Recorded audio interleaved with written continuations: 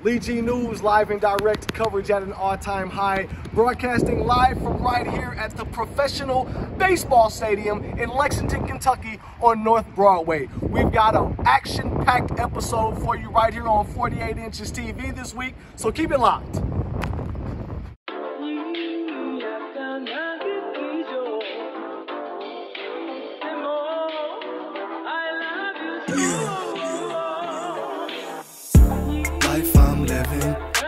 This is Lee G News, something different. This is Lee G News, sports and music. This is Lee G News, come on, do you already know? Sitting up in my living room late, a quarter ounce on my tray. Welcome back here on Lee G News. Recently, we sat down with Pastor Mario Radford of Growth Point Church here in Lexington, Kentucky. Let's get right to it as we put him on the hot seat. Live and direct here on the hot seat with the one, the only Mario Radford. How are you doing today, sir? Doing good and better that I'm connected. Yeah, that's right. So I want to thank you first and foremost for accepting the invite and joining. As a kid, tell me what kind of music that you listen to? As a child, you would think that my parents were like strict holiness. I didn't get to listen to anything but gospel. That was it. Like all my life, that's why I can quote you numbers in the hymn book of what song it was.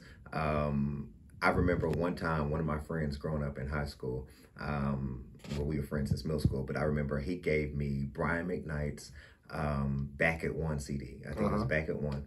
And my dad's office was right outside my my bedroom. So I was listening to it on a little, boombox. For those of you who don't know what a boombox is, a little thing that you put CDs in.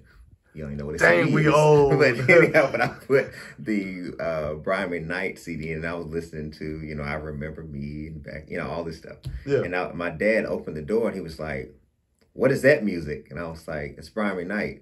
"Is he a gospel singer?" I said, "No, this is R&B." He said, "I brought you that boombox because it's a holy boombox." It's a holy boombox. And that stopped my listening to music. And I felt from that regard. And so I felt like I missed a lot of my teenage years. Because like when people hear songs at parties and stuff and they be like, "That was my jam. Like I was 12. I mean, like, I was listening to James Cleveland at 12. James Cleveland. I kind of missed that. So I don't feel no way tired. And I was real tired then of listening to gospel music. So yeah, I guess that's why I had no choice, because that was framing my life. Now my sisters, they knew everything. I remember when one of my sisters, she started having parental advisory stuff on the CDs. I was like, "Does Daddy know you got this?" So, but yeah, for me, growing up, maybe jazz, I might have got to listen to that, but it had to be, the lyrics had to be gospel if I was listening to it in my home. So I didn't get a ratchet taste until I was older and got in college and started to meet people who knew how to go to church and dance too. So then I was like, oh, this is what I was missing. Yeah. Back at One was an outstanding album. Oh, absolutely. Brian McKnight in the 90s. Come on. I mean, like, yeah, that music was, now I don't know what they're listening to now. I listen to some of the stuff, I mean, like, this is music, but Brian McKnight, Take Six, all this stuff. That was good. Yeah. Lauryn Hill, all that. Come on. So yeah, it was good music. Tell me about Growth Point. Growth Point is a unique church that is not a perfect place, but it's a perfect place for many people. Growth Point was, interestingly enough, not what I thought it was going to be, being that I came from a very, as I said earlier, very well put together background. I thought that maybe we would draw and attract people who had suits and ties, and I was going to wear they would have choir robes, and I was going to wear a robe and all that stuff. That's what I had in my mind. It was not 1989, sir. But I had it in my mind. Since I became a preacher, I said, "Oh, I can't wait when I do pastor, I'm going to wear a robe," all that type of stuff. And I remember one time I came into the building, I came through the side door into the sanctuary, and I had a robe on. And someone who was sitting on the second row right behind me, they leaned up to me and they said, "Where are you going?" And I said, "To preach." They said, "In that?" I said, I guess not. So I walked back to my office, took off the robe, and came back out in like a t-shirt and jeans. And they really did. They said, that's more like it. It's like, oh my goodness. It has really, honestly, Growth Point has done more teaching me than I have probably ever taught them. Okay. And I say that because I believe that churches or entities, organizations, or otherwise look like the people you serve. And I have learned how to not just be relational, but learn how to evolve in my thinking and how we approach people and how we even sometimes like Growth Point is not a church that I can get up and say, you know, the familiar scripture of Psalm 23. The Lord is my shepherd. And they'll look like, familiar to who? That's a unique situation because it made me start to question. Now, almost 8 years later, I can do that. But in the beginning, I couldn't say those things because some of these people who had come had not even been to church for 15 years. Some of them had not been to church for 30 years. I've had people who had never been to church before, never felt comfortable, never felt like they belonged. That for many of them, I'm the only pastor they've ever had, the only experience that they've ever had. So it made me start to approach the church and approach leadership and approach the ministry in a way of saying, am I going to just continue to pass down what I've known? Or am I going to look at it again and say, now, why did we do that in the first place? Like, why did they say, you know, it made me, instead of trying to make them what I knew, I had to really be like, all right, what does this group of people look like? What does this ministry look like? So it has changed, you know, me often in my approach. And it's a wonderful place. You know, we're not the perfect place, you know, but it's a wonderful place for many people who never felt they belonged anywhere. This is not, Growth Point was never a church and still is not a church that was connected to like, you know, the local pockets of district things, you know, where we were all kind of doing the same thing or going around like, you know, so-and-so's over their church. I've had many people who have come here and said that they came here because they knew they would be safe here. That's very important to me, that you don't have to come over here and somebody will say, I heard they were over there. You want here? We're not doing that. We're making sure that we have a line here all the time that we say, I'm so glad I have what I need to grow. We want to make sure that everybody, no matter what point they're at in their life, they have what they need to grow from that spot, a spot of hurt, a spot of trying to figure out their identity, a spot of not really even know. I had a lady who's a part of our team. I remember she came in the lobby one time, and I talked to people in the lobby, and she said to me, she said, I'm going to eventually get saved, but I can't get saved right now because God doesn't love me. And I said, who told you that? She said, well, you know, I'm a lesbian, so I can't, my family told me that I can't, he won't love me until I change. And I said, what I want you to do this week, I want you to find that in the Bible, and then you come back next week and tell me where it is. She said, oh, okay. So she came back the next week, and she said, I can't find it. I said, it's not there. I said, who's to say that God is going to, his love is on reserve? Like he's going to wait, like you got change, then he loves you. I said, what if you never change? You think he's never going to love you? That's not how that works. He loves you just the way you are. He might want to change you. And what if you never change? He'll never love you any less. And she cried there and she said, I've never heard anybody tell me that before. That's right. I always thought that I had to be this or that for God to even accept me. I said, no, he accepts you just like this. I said, anybody who says otherwise, you bring them to me, because that's how this works. Yeah. So I've had many more stories like that. Now, some people would argue that and say all different types of scriptures and stuff. But I do believe scripturally, if you wanted to point to scripture, I believe that while we were in wrong, he showed his love towards us. Mm-hmm. And if you look at scripture, oftentimes when you see Jesus appearing, most of the time he was always appearing to people who were in process, or people who were going through stuff, or people who were, you know, they hated him because he was with a tax collector, or he was whatever. Anytime he went to the temple, he was turning over tables. Yeah. or calling them, saying y'all do this and you're they was in there shooting dice and selling you're stuff, profiting from the people, But every time he was with the people, he was always showing them a better way. Yeah, and I feel that that's the unique experience that Growth Point has. That it's about loving you where you are, but exposing you to a better way. Yeah. Okay. All right. How can we find you personally and Growth Point on social media? Well, you can find me on mostly all social sites at Mario J. Radford. That's from TikTok to Instagram to Facebook to LinkedIn to Twitter to whatever, YouTube. That's going to be my handle, Mario J. Radford. Growth Point, most of our handles is at My Growth Point, at My Growth Point. So that's TikTok, Instagram, Facebook, YouTube as well. So everything is basically at My Growth Point, or growthpointchurch.org is the website. And for my website, it's mariojradford.com.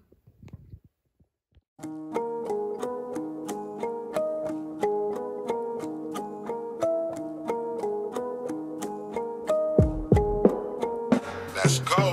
We make waves kinda like the high winds across the sea, like you do with your islands. Jump on the tip if you're a thing that's vibrant, and bump all the hits to silence the violence. I sense a lot of y'all don't know that I spent a lifetime of lyrics underground and gotten nothing but a sneer and a pound from top 10 of all time. At moving crowds like rockin', talking waves like Rodney O and Joe Cooley. Everlasting bass on crank, yours truly. In 1988 with a date named Julie, waving while parading in the back of a dually. Come on, no expensive rides. Lee G News here on 48 Inches TV. We're broadcasting live from the Professional Baseball Park here in Lexington, Kentucky. Formerly home of the Lexington Legends, now home to the newly named Lexington Counterclocks. One of the changes that has come with that here in Lexington is they have recently announced they'll be covering up the mural of our loved and slain Trinity Gay, daughter of Olympic and worldwide champion sprinter Tyson Gay. I have mixed emotions about it. I heard their public statement and I certainly understand the reasons why. But just to see my homeboy's daughter, this beautiful soul, towering over North Broadway here in Lexington is very sentimental to me, and I don't want to see her go. So that's why we are broadcasting on location right here from in front of this mural, because I do not know the next time or the last time that I may see this. I wanted to document and capture this on Lee G News for the legacy. I grew up with Tyson, I grew up with Tiffany. I love the Gay family. We all came from Winburn, we all ran track, we're very close, and so this means a lot to me. The legacy of Trinity Gay is very golden here at Lee G News, so I just wanted to memorialize before any changes take place here at the ballpark. From all of us here at Lee G News and 48 Inches TV, eternally, forever, we love you, Trinity Gay, and we will never forget you.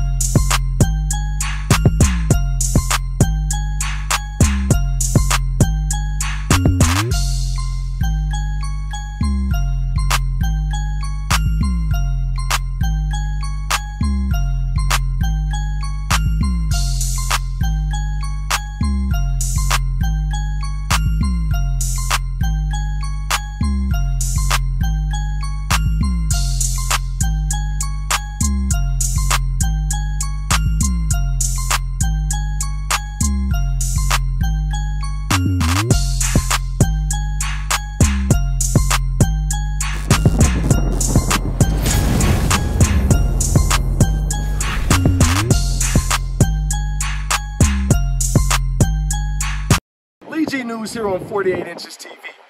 This past week, we had the honor and pleasure of attending Brown Sugar, which is a hip-hop showcase here in Lexington, annually hosted by my main man, Divine Karama. Now, I was asked to perform, and it was my duty and pleasure to rock the mic. But not only were we in attendance to perform, but we also wanted to show love and support for our beloved brother and DJ, JK47. And not only has he come through a rough trial and tribulation in this time with the passing of his mother, and may her beautiful soul rest in peace, but we also wanted to celebrate him winning an Emmy along with Divine Karama for their musical contributions to WLAX 18 right here in Lexington. So, of course, we were in the house. We're gonna rock the mic. Let's go right to the footage.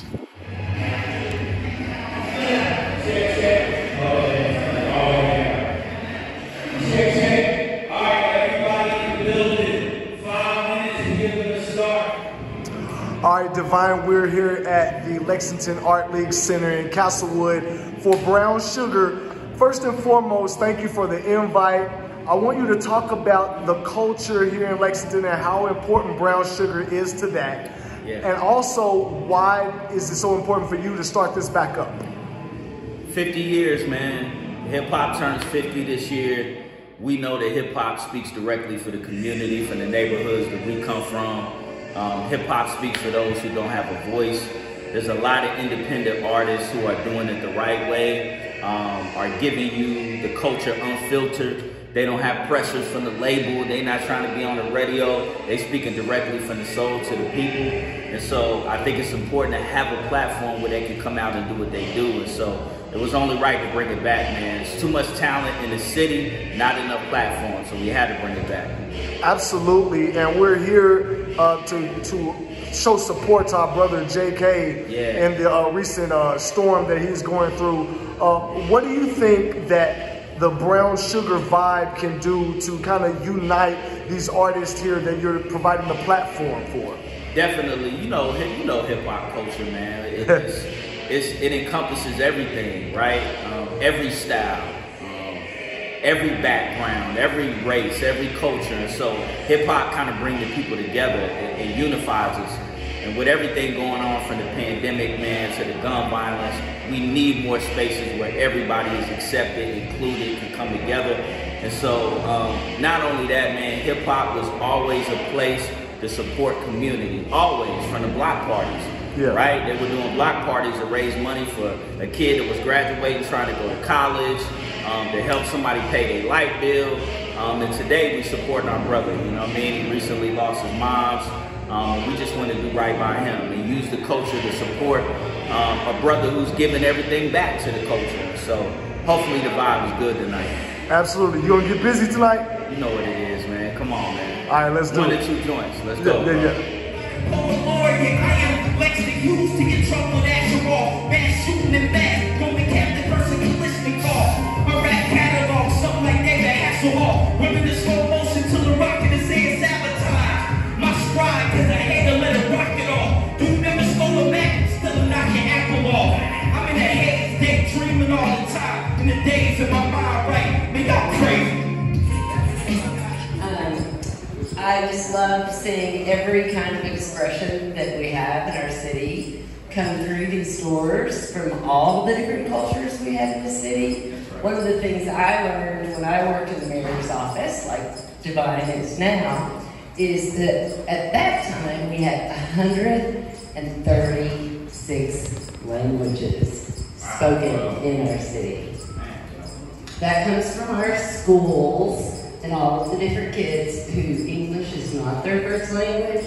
So that just tells me that we've just got this beautiful spectrum of cultures and experiences.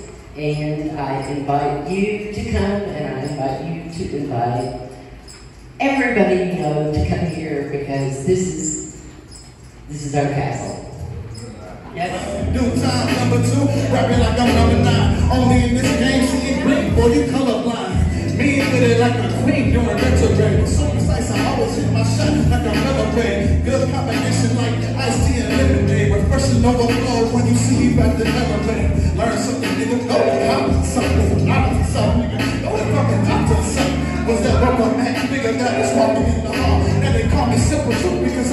to your Academy this week. The 58th Annual Ohio Valley Regional Emmy Awards recognizes J.K. Weiss, music producer, for contributing to the Regional Emmy Award winning Positively LEX 18 WLEX, chosen for outstanding achievement in the category of news promotion. May 15th, 2021. The actual Emmy is being made now. I ain't even get one of these, but it is now, after a full year, official, my brother. Congratulations for being the first hip-hop artist to win an Emmy. That's you, my man. Make some noise. My God. Now,